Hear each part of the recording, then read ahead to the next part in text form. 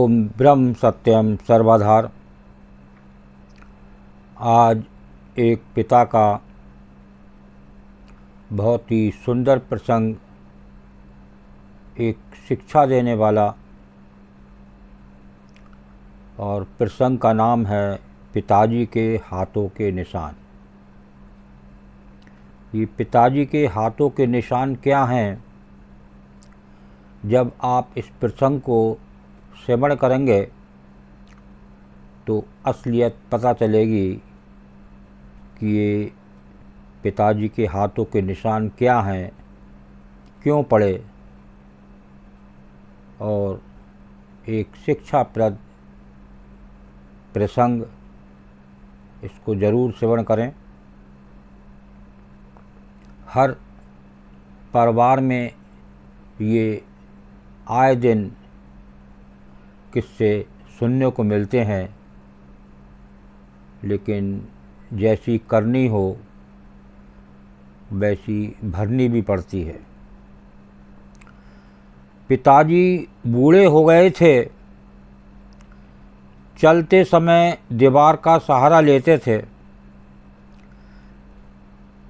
नतीजन दीवारें जहाँ भी छूते थे रंगहीन हो गई थीं और उनकी उंगलियों के निशान दीवारों पर छप गए थे। तो मेरी पत्नी नाराज़ होती व गंदी दिखने वाली दीवारों के बारे में शिकायत करती।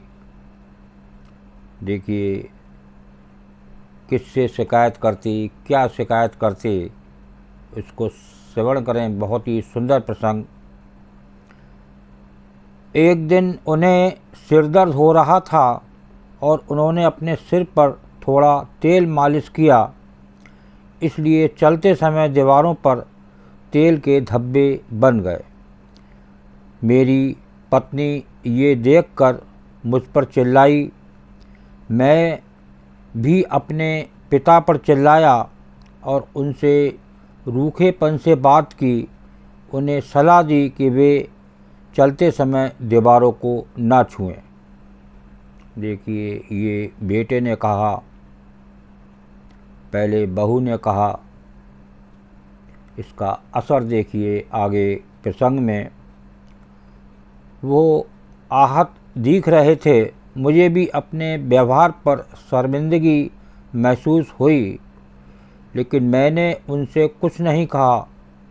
पिताजी ने चलते समय दीवार पकड़ना बंद कर दिया और एक दिन गिर पड़े व बिस्तर पर पड़ गए और कुछ ही समय बाद हमें छोड़कर चले गए। देखिए ये हुआ टोकने का नतीजा। एक बुजुर्ग जो दीवार का सहारा लेकर चलते थे, वो सहारा भी छीन लिया गया। कुछ समय बाद हमने घर पेंट बनाने की सोची। जो दीवार गंदी हो गई थी उसमें पेंट कराने की सोचा गया। जब पेंटर आए तो मेरे बेटे ने, जो अपने दादाजी का बहुत सम्मान करता था, पेंटर को पिता के फिंगरप्रिंट साफ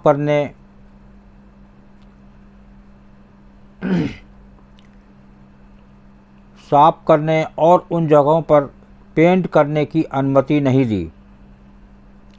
पेंटर बहुत अच्छे और नए थे। उन्होंने उसे आश्वासन दिया कि वे मेरे पिता के फिंगरप्रिंट, हाथ के निशान नहीं मिटाएंगे, बल्कि इन निशानों के चारों ओर एक सुंदर घेरा बनाकर एक अनूठी डिज़ाइन बनाएंगे। इसके बाद ये सिलसिला चलता रहा और वे निशान हमारे घर का हिस्सा बन गए। हमारे घर आने वाला हर व्यक्ति हमारे अनोखे डिज़ाइन की प्रशंसा करता था। समय के साथ मैं भी बूढ़ा हो गया। अब मुझे चलने के लिए दीवार के सहारे की ज़रूरत थी। एक दिन चलते समय मुझे अपने पिता से कहे गए शब्द याद आ गए और मैंने बिना सहारे के चलने की कोशिश की। देखिए, जैसी करनी वैसी भरनी, as you sow so shall you reap. जैसा करोगे वैसा भरोगे।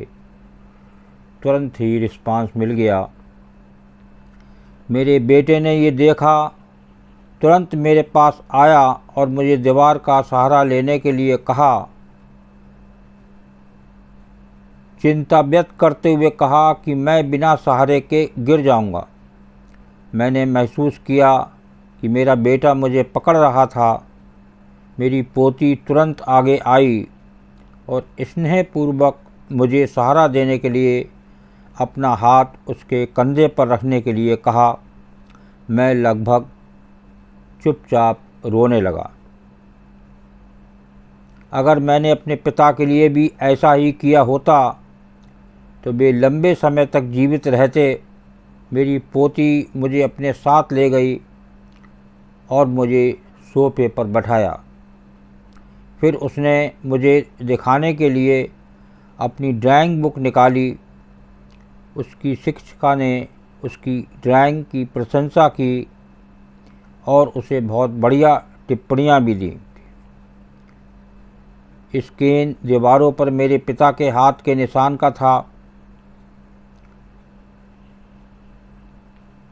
उनकी टिप्पणी थी, काश हर बच्चा बड़ों से इसी तरह प्यार करता। मैं अपने कमरे में वापस आ गया और अपने पिता से माफ़ी मांगते हुए फूट फूट कर रोने लगा, जो अब नहीं रहे। हम भी समय के साथ बूढ़े हो जाते हैं। आइए अपने बड़ों का ख्याल रखें और अपने बच्चों को भी यही सिखाएं। देखिए, ये प्रसंग जो श्रवण किया, ये बूढ़े माता पिता हर घर में होते हैं और उनके बेटे भी एक दिन बूढ़े होते हैं। देखिए, जब खुद बूढ़े हुए तब अपने पिता का ख्याल आया कि मैंने जो गलती की, लेकिन जब तक बहुत देर हो चुकी थी। तो ऐसे संस्कार बच्चों को दें ताकि वो माता पिता का ध्यान रखें। एक माता पिता एक ध्यान रखना चाहिए। एक पिता परमेश्वर रूप होता है। हर जीव के अंदर वो परमात्मा का अंश है।